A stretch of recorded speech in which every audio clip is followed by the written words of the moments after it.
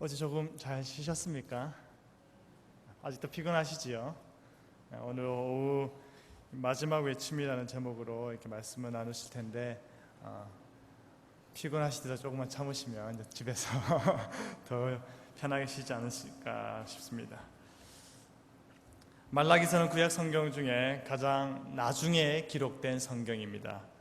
하나님의 계시의 말씀이 BC 1446년에 이스라엘 백성들이 이제 애굽에서 종살이한 뒤에 출애굽을 시작으로 하여서 그때로부터 성경이 기록되기 시작하였습니다. 약 1000년 동안 울려 퍼졌던 하나님의 계시의 말씀은 이 말라기서를 마지막으로 해서 더 이상 들리지가 않았습니다. 말라기서 이후로 약 400년 동안 하나님의 계시의 말씀이 침묵하였고 그 400년 뒤에 말씀이 육신이 되어서 예수님께서 메시아로 오셨습니다. 그러므로 구약의 이스라엘 백성들에게 최후의 말씀으로 선포된 말씀이 무엇인지 아는 것이 참으로 우리에게 의미가 있을 것이라고 여겨집니다. 여러분, 구약 성경에 기록된 이 마지막 시기의 상황은 어떠했을까요? 그 시대적 배경은 오늘날 우리에게 무엇을 말하고 있을까요? 또한 하나님께서는 말라기 선지자를 통해서 구약의 이스라엘 백성들에게 말하고자 했던 그 비장한 말씀은 또한 무엇이었을까요? 말라기 선지자에 선포되었던 이 마지막 예언의 말씀이 온 이스라엘 백성들에게 오래도록 울리고 또 울렸지 않겠습니까? 400년 동안 침묵하였습니다. 그렇다면 그들이 마지막으로 듣던 그 말씀을 계속 되뇌었지 않았을까요?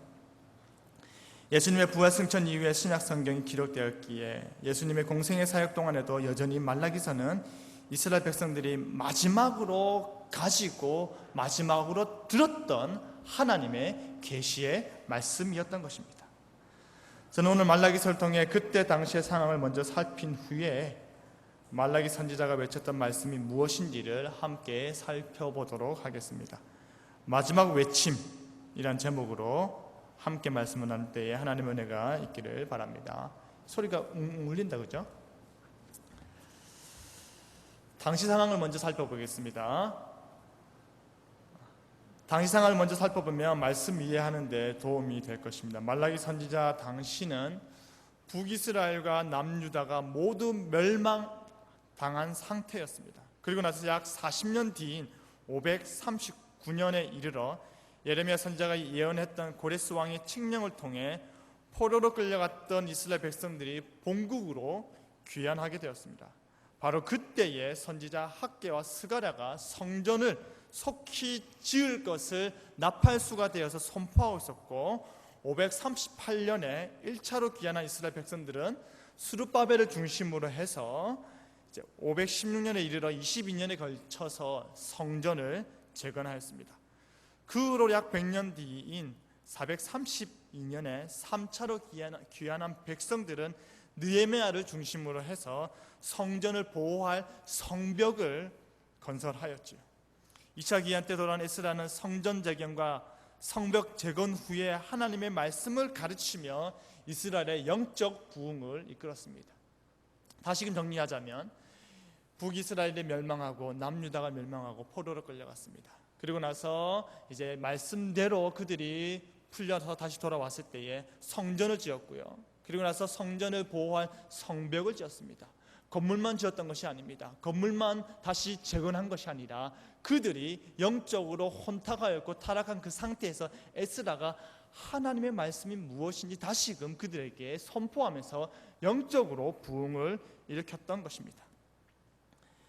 이상에서 우리는 말라기 선지자가 하나님의 말씀을 선포할 당시의 상황이 어떠했는지 간략하게 살펴보았습니다. 그렇다면 구약의 마지막 시기에 선포되었던 말라기 선지자의 외침은 과연 무엇이었을까요? 이스라엘 백성들이 마땅히 들어야 했던 마지막 강의, 하나님께서 구약 백성들에게 너무나도 많은 것들을 이야기하고 싶었음에도 불구하고 이 마지막 순간에 하지 않으면 안 될 그 마지막 강의, 그 마지막 선포, 그것이 무엇인지 살펴보겠습니다. 첫째로 하나님의 이름을 멸시하지 말라라는 것입니다. 우리 말라기서를 한번 펴보고 함께 보도록 하겠습니다. 말라기서 1장입니다. 1장부터 3장까지 쭉 살필 테니 성경을 같이 찾으시면서 보시면 이해하는 데 도움이 되실 것입니다. 말라기서의 시작은 이렇습니다. 여호와께서 말라기를 통하여 이스라엘에게 말씀하신 경고라. 이어서 2절 말씀에는 여호와께서 이르시되 내가 너희를 사랑하였노라 라고 말하고 있습니다. 하나님께서 내가 이스라엘을 사랑했다라고 말씀하시면서 말라기서를 시작하고 있는데요, 이스라엘 백성들의 대답은 어떠했을까요? 내가 너희를 사랑했다라고 하나님께서 말씀하시는데 이스라엘 백성들의 대답은 하나님의 기대와는 전혀 다릅니다. 그들의 대답은 하나님을 불신하고 하나님의 마음을 아프게 하는 어이없는 대답이었습니다. 하나님 이스라엘을 사랑했는데 이스라엘은 오히려 반문하기를 2절 말씀에 주께서 어떻게 우리를 사랑하셨나이까? 라고 하는 것입니다. 하나님께서 이스라엘 향해 그의 사랑을 표현한다면 이스라엘의 대답은 하나님, 저희도 하나님을 사랑합니다. 우리는 하나님의 사랑 없이는 살 수가 없습니다 라고 말해야 되지 않을까요? 하나님의 사랑과 은혜에 감사 찬송을 하거나 그들의 사랑이 하나님의 사랑에 못 미쳐서 너무나도 죄송합니다, 내가 부족합니다, 그럼에도 불구하고 은혜 베풀어 주십시오 라고 말하기는커녕 하나님, 당신은 우리를 사랑하고 사랑했다라고 하는데 도대체 어떻게 사랑했습니까? 라고 반문하는 것입니다. 사랑하는 성도 여러분, 이스라엘의 이 질문은 오늘을 살아가는 우리들이 한 번쯤은 해보았을 것 같은 질문입니다. 사는 것이 힘들고 기도도 잘 안 되고 기도하는 대로 일도 잘 안 되고 기도하면 응답된다 했는데 응답은 잘 안 이루어지고 집안 식구들 때문에 너무나도 속이 상하고 하나님조차도 내 마음 몰라주나 하면서 우리는 간혹 하는 생각이 바로 하나님 날 사랑하긴 하는 겁니까? 라고 할 수 있는 것이죠. 이스라엘 백성들이 지금 하나님께서 내가 너희를 사랑했다라는 질문에 대해서 그들은 어떻게 사랑했습니까? 라고 묻는 말이 이런 것입니다.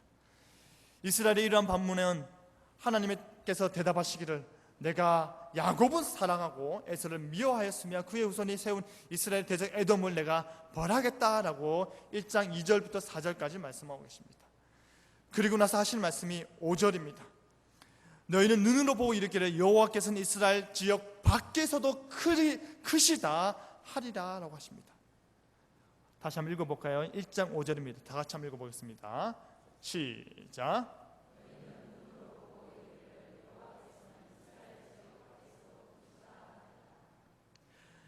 하나님께서 내가 너희를 사랑했다, 어떻게 사랑했습니까? 라고 물었던 그 이스라엘에게 너희 눈으로 볼 것이다. 무엇을? 이스라엘 지역 밖에서 나 여호와가 크다는 것을 너희가 직접 똑똑히 볼 것이다 라고 말하는 것입니다. 여러분, 이게 무슨 말일까요? 이스라엘 백성들이 아무리 하나님의 사랑을 모른다 하여도 결국에는 그들이 열국들을 통해서 하나님이 얼마나 크시며 하나님께서 이스라엘을 어떻게 사랑하는지를 깨닫게 된다는 것입니다. 세상을 통해서 우리의 존재 가치를 알게 된다는 것이지요. 그리고 나서 하나님께서 이스라엘 제사장들을 강하게 책망하십니다. 책망의 이유는 바로 그들이 하나님의 이름을 멸시했기 때문입니다. 6절을 보시면 하나님께서 내 이름을 멸시하는 제사장들아 라고 말합니다. 그러면서 말씀하시기를 아들은 아버지를 공경하고 종은 주인을 공경하는 것이 당연하지 않느냐. 그런데 어떻게 너희가 내가 아버지일진데 내가 주인일진데 나를 공경하고 두려워하면 도대체 어디 있느냐라고 묻는 것입니다. 사랑하는 성도 여러분, 하나님이 여러분의 아버지이십니까? 하나님께서 여러분의 주인이십니까? 하나님께서 여러분의 창조주이시며 여러분의 삶의 주권자이시고 여러분의 모든 상황과 순간을 돌보시는 분이시고 바로 그분이 나의 하나님이시라면 여러분의 삶 속에서 하나님을 공경하고 두려워함이 온전히 나타나고 있으신가요? 하나님께서 지금 이스라엘의 제사장들에게 이것을 묻고 있습니다. 서자인 홍길동이 아버지를 아버지라 부르지 못하는 심정보다 더 안타까운 것은 하나님이 하나님임에도 불구하고 하나님으로 인정받지 못하는 것입니다. 하나님께서는 내가 아버지인데, 내가 주인인데 라고 탄식의 말을 하고 계실 때에 제사장들 역시 어처구니 없이 대답하기를, 지금 이스라엘 백성들, 무지한 이스라엘 백성들 혹은 이방인들이 대답하는 것이 아닙니다. 제사장들이 대답하는 것입니다. 6절 말씀에 우리가 어떻게 주의 이름을 멸시하였나이까 라고 다시 묻습니다. 여러분, 제사장들이 어떻게 하나님의 이름을 멸시하였을까요? 그들이 어떻게 하였기에 하나님께서는 너희들이 나의 이름을 모욕하였다, 나의 이름을 멸시하였다라고 생각하실까요? 그 이유는 다음과 같습니다. 7절, 8절 다 같이 읽겠습니다. 시작.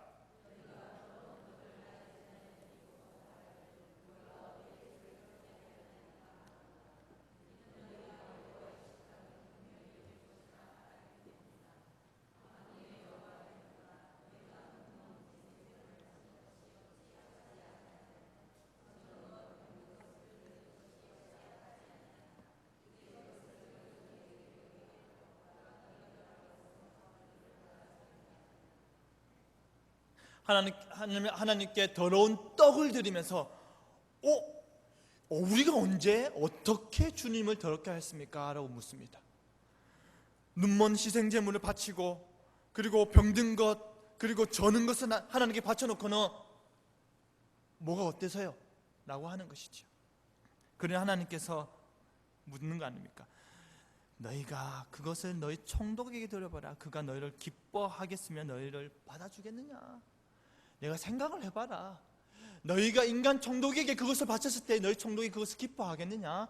하물며 나 여호와가 창조주이고 주권자인 나 여호와가 그것을 받고 기뻐하겠느냐라고 묻는 것입니다. 그런데 더 어처구니 없는 것은 13절 말씀에 이 일이 얼마나 번거로운고 하며 웃음 치고 훔친 물건과 저는 것 병든 것을 가져왔느니라 라고 합니다.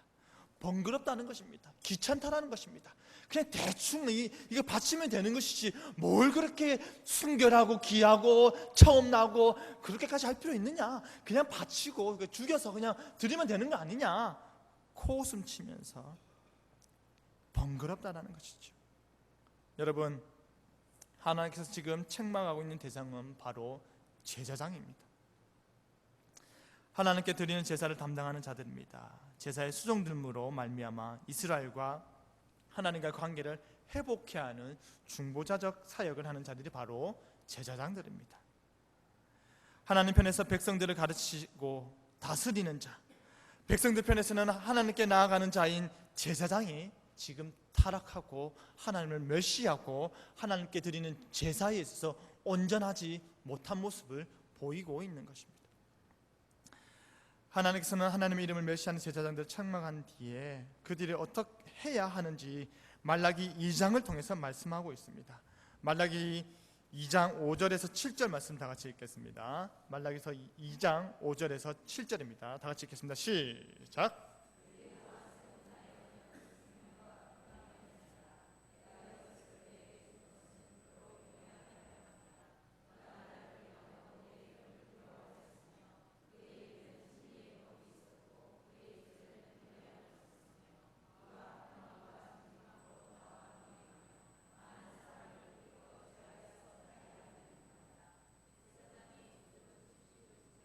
계속 읽습니다.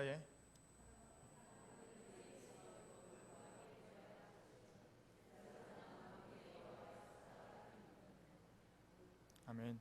바로 이러해야 할 제사장들이 오히려 많은 사람들로 율법을 거스르게 하였던 것입니다.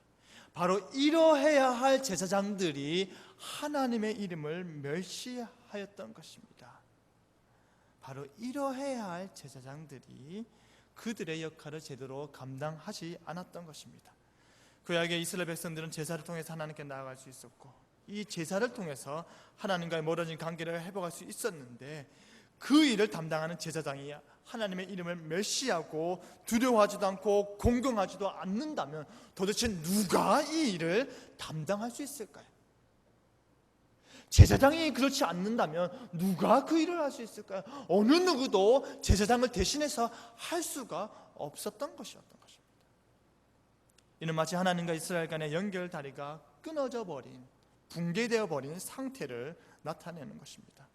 더욱더 충격적인 것은 이어지는 말씀입니다. 1장 9절 말씀에 하나님께 더러운 떡을 바치며 눈물과 병든 것을 드렸던 제사장들이 하나님의 은혜를 구하면서 하는 말이 우리를 불쌍히 여기소서라고 합니다. 여러분, 하나님께서 무엇을 불쌍히 여겨야 할까요? 그들이 하나님께 드릴 수 있었던 최상의 희생제물이 눈물고 병든 것이며 더러운 떡이었기 때문일까요? 아니면 그들이 하나님을 두려워하지 않는 마음일까요? 도대체 하나님께서 그들의 무엇을 불쌍히 여겨야 할까요? 도저히 견딜 수 없었던지 하나님께서 한탄의 목소리로 말씀하시기를 10절 말씀에 너희가 내 제단 위에 헛되이 불사르지 못하게 하기 위하여 너희 중에 성전문을 닫을 자가 있었으면 좋겠다라고 하십니다. 너희 중에 누군가가 이 성전문을 닫아버려가지고 나에게 더 이상 그 더러운 제사 안 드렸으면 좋겠다라고 하십니다. 누가요? 하나님께서요. 누구한테요? 제사장들한테. 하나님께서 얼마나 힘드셨으면, 하나님께서 얼마나 안타까우셨으면 너희 중에 성전문을 닫을 자가 있었으면 좋겠다. 내가 너희를 기뻐하지 아니하고 내가 너희 손으로 드리는 것을 안 받겠다라고 하실까요? 하나님께서 이렇게까지 말씀하신 이유는 바로 더 이상 그들이 하나님의 제단과 이름을 멸시하지 않게 하기 위함이고 더 이상 그들이 범죄하지 않았으면 하는 마음일 것입니다. 사랑하는 성도 여러분, 우리의 예배가 때론 이와 같지 않습니까? 하나님을 공경하는 마음으로, 하나님을 경외하는 마음으로, 하나님의 이름을 존귀 여기는 마음으로 우리의 최상의 것을 하나님께 드리는 마음으로 와야 되는데 그러한 마음들이 사라져버리고 있지는 않습니까? 로마서 12장 1절 말씀과 같이 우리가 드려야 할 영적 예배는 우리의 몸을 하나님 기뻐하시는 거룩한 산제물로 드리는 것 아닙니까? 우리의 거룩한 삶으로 하나님께 나와 예배해야 되지 않을까요? 사랑하는 성도 여러분, 하나님께서 선포하십니다. 11절 말씀에 해 뜨는 곳에서부터 해 지는 곳까지 이방 민족 가운데서 내 이름이 크게 될 것이라. 각처에서 내 이름을 위하여 분향하며 깨끗한 제물을 드리니 이는 내 이름이 이방 민족 중에서 크게 될 것임이라. 이스라엘 제사장들을 책망하기 전에 하셨던 말씀이 너희는 눈으로 보고 이르기를 여호와께서 이스라엘 지역 밖에서도 크시다. 그가 이스라엘 밖에서도 크다라는 그 말씀을 다시금 선포하고 있는 것입니다. 그리고 14절 말씀에 나는 큰 임금이요 내 이름은 이방 민족 중에서 두려워하는 것이 됨이니라 라고 말씀하십니다.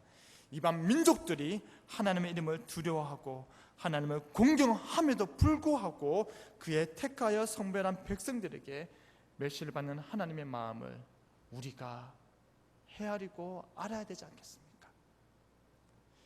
이방 민족들도 벌벌벌 떨고 그 이름을 두려워하고 해 뜨는 곳에부터 해 지는 곳까지 하나님을 찬양하는데 성별되고 부름받고 택함받았던 이스라엘이 하나님을 오히려 더 망신을 주고 그 이름을 먹칠을 하고 있는 것이니 우리가 그 하나님의 안타까운 마음, 그 애통하는 마음을 조금이라도 알고 노력해야 되지 않을까요? 그 마음을 본받는 여러분 되시기를 간절히 바랍니다. 둘째로 말라기 선지자가 이 마지막 외침으로 이스라엘 백성들에게 선포하는 것은 바로 예배를 회복하라는 말씀입니다. 말라기 1장은 이스라엘 백성들이 제사장들이 하나님의 이름을 멸시하며 거짓된 제사를 드렸음을 책망하고 있고 2장에서는 제사장들이 본래는 어떠했는지 지금은 어떠한지를 언급하고 있습니다. 그리고 3장과 4장에서는 그 예배가 어떻게 회복될 것인지를 말하고 있습니다. 우리가 알다시피 구약의 이스라엘 백성들이 하나님께 온전히 순종하고 그 말씀을 듣고 그 말씀대로 행할 때에 그들은 온 이스라엘 가운데서 그리고 온 세상 가운데서 풍요로움과 평화를 누렸었습니다. 그 반대로 예배가 변질되고 타락하였을 때는 이스라엘 백성들이 다른 나라에게 압제를 당하고 정복당하고 가난과 빈곤에 허덕였던 것입니다. 예배가 예배되지 못할 때 우리의 신앙은 뒷걸음질 치게 되고 하나님과 관계는 멀어지게 됩니다. 예배는 단지 마음의 평온을 받고 가는 것에 머물러서는 결코 아닐 것입니다. 예배 자리에 나와서 마음이 평안롭고 뭔가가 한번 뜨겁고 그것이 예배다, 그것이 아닙니다. 예배는 아이들이 교회 끊었어요 라고 말하는 것처럼 오다 말다 해서도 아닐 것입니다. 사랑하는 사람이 상대방이 무슨 생각을 하고 있고 무엇을 할 때 자신이 더 사랑받게 될 것인지에 대해서 고민하는 것처럼 우리 역시 하나님을 사랑한다면 하나님께서 무엇을 말씀하고 있는지 알기 원할 것이며 그 마음을 알기 위해서 성경을 읽지 않을 수가 없으며 하나님을 사랑하기 때문에 하나님의 만남을 사모하기 때문에 예배의 자리가 삶의 최우선순위에 있을 수밖에 없는 것입니다. 왜냐하면 우리가 하나님을 사랑하기 때문입니다. 우리가 내 남편, 내 아내, 내 자녀들 혹은 내 남자친구, 내 여자친구를 사랑하는 마음이 있고 그 경험이 있다면 그 간절하고 뜨겁고 애달픈 그 마음을 하나님을 향해서도 가져야 될 것입니다. 어떻게 하면 내가 더 사랑을 받을까? 어떻게 하면 하나님은 날 더 사랑할까에 대해서 고민할 수밖에 없는 것입니다. 한국교회 어떤 목사님께서 예배 중에 이런 말씀을 하신 적이 있었습니다. 교회에는 여러 종류의 집사님들이 계신데 집사이면서 담배 핀다고 배집사, 홀짝홀짝 술 마신다고 해서 주집사, 날마다 고냐 스톱이냐 외친다고 해서 고집사, PPT 보여준다고 성격책 없이 빈손으로 오는 빈집사가 교회에 많다고 합니다. 우리 교회 안에도 배집사, 주집사, 고집사, 빈집사가 있는지 없는지는 제가 잘 모르겠습니다. 왜 이런 말들이 나올까요? 참된 예배란 예배드리는 그 시간, 그 순간만을 누리는 것이 아니라 삶을 압도하고 삶의 방향을 잡아주고 그 방향을 이끌어주는 것입니다. 진정한 예배자는 하나님의 말씀이 귀로 들어왔다가 다른 귀로 나아가는 것이 아니라 하나님의 말씀을 듣고 그 말씀을 온몸을 진동케 하는 자가 참된 예배자입니다. 하나님을 향한 뜨거운 마음에 견딜 수가 없어서 헌신 봉사할 수밖에 없는 자가 바로 진정한 예배자입니다. 여러분 모두가 진정한 예배자이기를 간절히 바랍니다. 여러분 모두가 하나님의 말씀에 진동케 되기를 간절히 바랍니다. 사도행전에서 모인 곳이 진동하였던 그 역사가 우리 가운데서 내 마음속에서 내 심장에서 그 진동하는 역사가 날마다 예배드리는 그 순간순간마다 일어났으면 좋겠습니다. 심장이 떨리기를 간절히 바랍니다. 우리가 말라기서를 볼 때에 주의 깊게 보아야 할 구절이 있습니다. 그것은 바로 말라기 2장 17절입니다. 다 같이 말라기 2장 17절 읽도록 하겠습니다. 시작.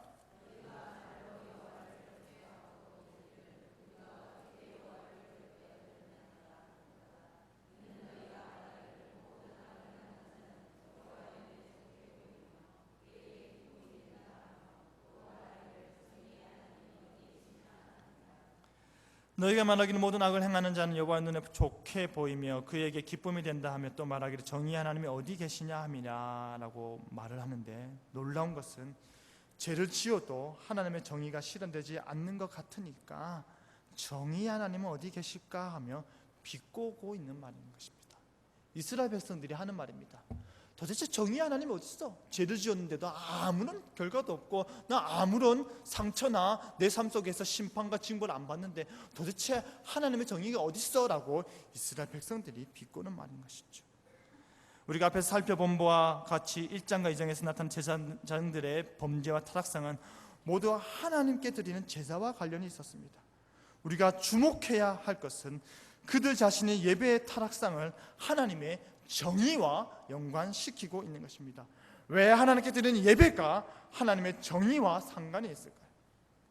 정의로운 것과 예배는 어떠한 관련이 있을까요? 3장 1절을 보시면 이스라엘이 너무나도 사모하는 오실 메시아가 언약의 사자로 나타납니다. 그리고 언약의 사자인 메시아가 임하는 날을 다음과 같이 말하고 있습니다. 그가 나타나는 때 누가 능히 소리요 그는 금을 연단하는 자의 불과 표백하는 자의 잿물과 같을 것이라 라고 합니다. 금을 연단하는 자의 불과 표백하는 자의 잿물을 한마디로 말하면 오실 메시아가 깨끗게 하신다라는 것입니다. 오셔서 그가 깨끗게 하실 거라는 것입니다. 메시아로 인해 깨끗게 되어 정결케 된 이스라엘은 어떻게 변할까요? 그것은 3장 3절에 말하고 있습니다. 그들이 이제는 눈멀고 절고 기먹고 더러운 떡을 바쳤던 그들이 이제는 공의로운 제물을 나 여호와께 바친다라고 합니다. 이전에는 병든 것, 눈먼 것, 저는 것, 더러운 것 쓰셨던 그들이 이제는 깨끗게 되어 하나님께서 원하시는 공의로운 제물을 바치게 되는 것입니다. 그들의 제물이 공의로우실 때에 하나님께서 4절에 말씀하시기를 그때에 유다와 예루살렘의 봉헌물이 옛날과 고대와 같이 나 여호와께 무엇이 된다고 합니까? 기쁨이 된다고 합니다. 공의로운 제물을 하나님께 바칠 때 이스라엘은 하나님의 기쁨이 되었음을 기억하시기 바랍니다. 옛적과 같이 회복됨을 믿으시기 바랍니다. 하나님의 은혜로 말미암아 우리가 회복되고 하나님의 은혜로 말미암아 참된 예배를 드릴 때에 하나님께서 우리로 그의 기쁨이 되게 하시는 것입니다. 그렇기 때문에 스가랴 선지자는 이는 힘으로 되지 아니하며 능력으로 되지 않느냐고 오직 나의 영으로 되느니라 라고 고백했던 것입니다. 사랑하는 성도 여러분, 하나님이신 예수님께서 친히 인간으로 오셔서 어린 양 되신 예수님께서 고난받으시고 예수님께서 모든 비참함과 모욕을 당하시고 예수님께서 십자가에서 피 흘려 돌아가신 그 이유는 바로 우리를 정결케 하기 위함이었던 것입니다. 우리의 깨어지고 부서진 관계를 회복케 하기 위함이었던 것입니다.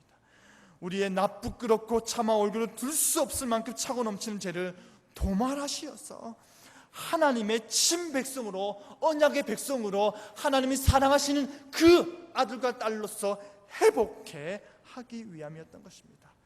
우리로 회복케 하시어 우리로 하나님께 예배할 수 있도록 하시어서 옛적과 같이 고대와 같이 우리로 하나님의 기쁨이 되게 하기 위함임을 믿으시기 바랍니다. 말씀을 맺겠습니다. 사랑하는 성도 여러분, 공의로운 삶, 하나님을 경외하는 삶을 사시기 바랍니다. 하나님의 이름을 존중히 여기는 삶을 사시기 바랍니다. 그러할 때에 하나님께서 말라기 3장 17절 말씀과 같이 내가 정한 날에 그들을 나의 특별한 소유로 삼을 것이요 또 사람이 자기를 섬기는 이들을 아낌없이 내가 그들을 아끼리라 라고 하십니다. 깨끗하고 공의로운 제물이 되어 하나님의 특별한 소유가 되는 삶을 사시기 바랍니다.